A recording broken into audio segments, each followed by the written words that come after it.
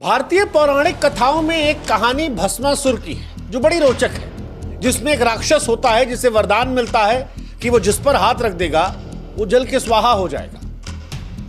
ये कहानी आपको इसलिए सुना रहे हैं क्योंकि अमेरिका के व्हाइट हाउस में लग रहा है कि राष्ट्रपति डोनाल्ड ट्रंप जो है वो अपनी देश की कंपनियों के लिए भस्मासुर बन गए और इस बार उनके निशाने पर आईफोन है। ऐसे हाथ रखेंगे और आईफोन स्वाहा नहीं हो जाएगा। उनकी वजह से नहीं, उनकी नीतियों की वजह से, क्योंकि डोनाल्ड ट्रंप इन दिनों नीतियों से नहीं बल्कि नखरों से पॉलिटिक्स कर रहे हैं और इस बार उनका नखरा, उनका गुस्सा एप्पल पर बरसा है।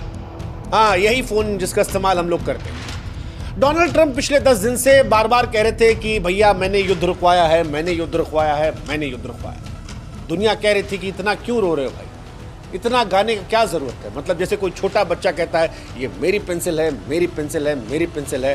डोनाल्ड ट्रंप भी ऐसे चल रहे थे। लेकिन भारत ने जब उनके शांति दूत बनने के ख्वाब को ठुकरा दिया तो डोनाल्ड साहब जो है वो तिलमिला गए। अब ट्रंप साहब कह रहे हैं कि सुनो टिम कुक, अगर तुमने इंडिया में आईफोन बनाया तो मैं तुमको कुक कर दूंगा। अब डायरेक्टली तो कर नहीं सकते तो टैक्स बढ़ा देंगे। दुनिया कह रही है कि व्हाइट हाउस से धुआं नहीं उठ रहा, लेकिन ट्रंप के बयानों से जलने की बदबू जो है वो आ रही है। हालांकि हम चाहते हैं कि आप भी हमारी एक मदद करें, हमारे व्हाट्सएप चैनल से जुड़ें। लिंक हमने डिस्क्रिप्शन में और कमेंट सेक्शन में पिन कर रखा है। आप जुड़ेंगे तो इससे हमारी ताकत बढ़ेगी और आप तक जल्दी हमारे वीडियोस पहुंचेंगे। हालांकि एप्पल वाले टिम कुक साहब सोच रहे होंगे कि भगवान कहां से आदमी मिल गया मुझको। मतलब ये हाल तो चाइना में होता है कि कहीं ऐसा ना हो कि ट्रंप साहब के इस क्यूटियापे के चक्कर में आईफोन जो है वो ब्लैकबेरी बन जाए। हाँ, वो एक फोन जो एक जमाने में नंबर 1 फोन था, लेकिन फिर एक था फोन, याद है आपको, ब्लैकबेरी। बताएंगे, सब बताएंगे, लेकिन उससे पहले डोनाल्ड ट्रंप की धमकी बताते हैं। तो अमेरिका के राष्ट्रपति डोनाल्ड ट्रंप ने 23 मई को टिम कुक को धमकी दी। कहा देखो भैया, आईफोन जो है वो भारत में मत बनाओ यार, तुमको मैं पहले भी कह चुका था मत बनाओ, इंडिया अपना ख्याल रख लेगा, और अगर तुम मूड में हो कि इंडिया ही बनाओगे तो मैं तुम पे टैरिफ लगाऊंगा।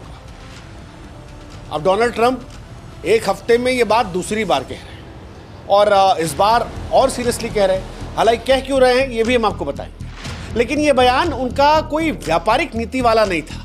ये ऐसा लगा कि कोई तिलमिलाया व्यक्ति है जो खिसिया गया है, बदला लेना चाहता है और इसीलिए उसको लगता है क्या कर दूं, कैसे परेशान करूं। तो वो अपने घर में ही परेशान करना शुरू करता है कि सुनो तुम बाहर मत जाना, वो पड़ोस वाला जो है उससे मेरी दोस्ती अच्छी नहीं है, अगर तुम उसके लौंडे के साथ खेलोगे तो मैं तुमको अपने घर में किराए पर रहने नहीं दूंगा। शायद यही चल रहा है, लेकिन ठीक है।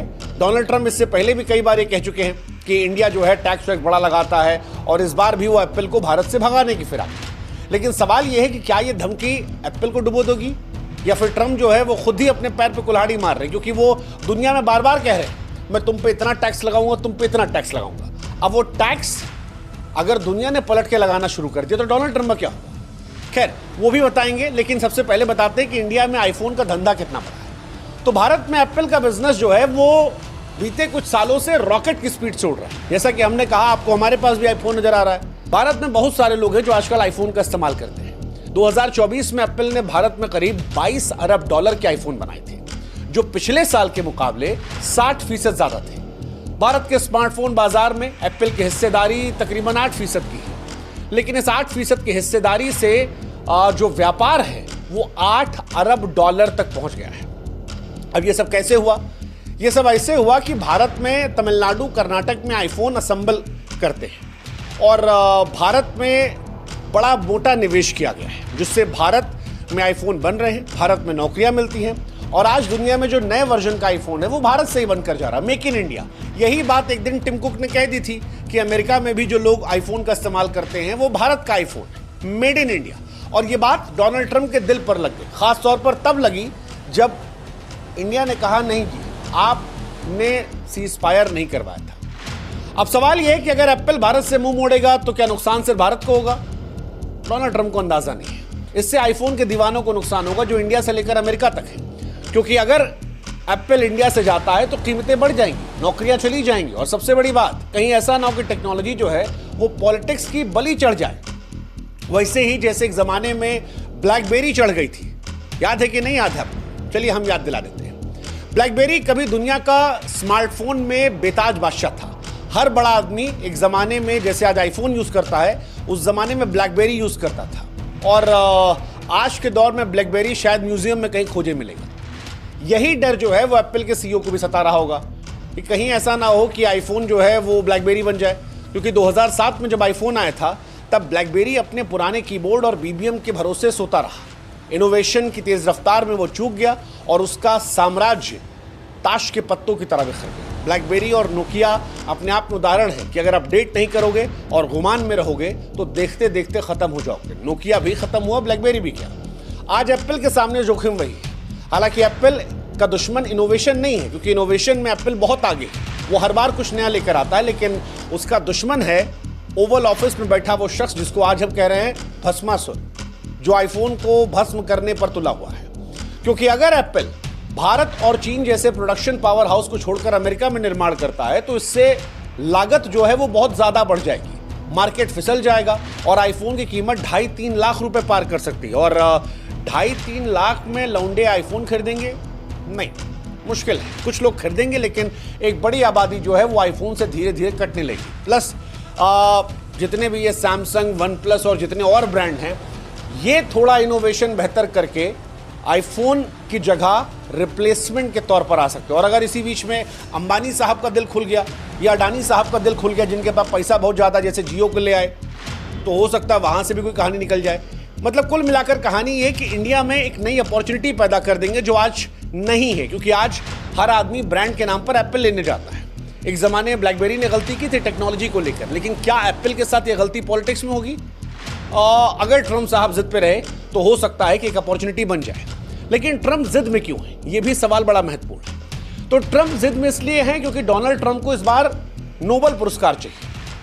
उनके मन में एक सपना है कि यार आखिरी टर्म है, इस बार अगर नोबेल प्राइज मिल गया तो मजा आ जाएगा। और यही कोशिश वो इंडिया पाकिस्तान से लेकर रूस यूक्रेन में, सीरिया में, दुनिया के अलग अलग देशों में कर रहे हैं कि हर तरफ चले जाएं, जहां पर मामला हिट हो गया वहां से नोबेल प्राइज उठा लेंगे। इंडिया पाकिस्तान क्योंकि बड़ी आबादी वाले देश हैं, यहां पर दुनिया की नजर ज़्यादा थी, इसीलिए डोनाल्ड ट्रंप ने 5-6 बार कह दिया 10 दिन में कि मैंने जंग रोकी, मैंने जंग रोकी, मैंने जंग रोकी। लेकिन जब हमारे विदेश मंत्री से पूछा गया कि भैया डोनाल्ड ट्रंप ने जंग रोकी, भारत पाकिस्तान के बीच में अमेरिका कहाँ था सीज फायर में, तो जयशंकर साहब, जिनकी आंखों से अक्सर बिजली निकलते हुए वीडियोस वायरल होते हैं, उन्होंने कहा अमेरिका में था और लोगों ने फिर बिजली लगा दी।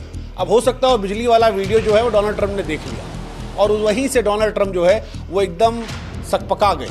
डोनाल्ड ट्रंप के लिए जयशंकर का बयान एक झटका जैसे था, क्योंकि जयशंकर छोटे मोटे आदमी नहीं है, जयशंकर भारत के विदेश मंत्री हैं। और अगर भारत का विदेश मंत्री ये कहता है कि इंडिया और पाकिस्तान का सीज फायर इन दोनों ने किया, इन दोनों के डीजीएमओ जो थे वो आपस में बात कर रहे थे और अमेरिका उस वक्त अमेरिका में बैठा था, उसका कोई रोल नहीं था। भारत अपनी स्थिति संभाल सकता है, दूसरे देशों को नाक घुसेड़ने की जरूरत नहीं है।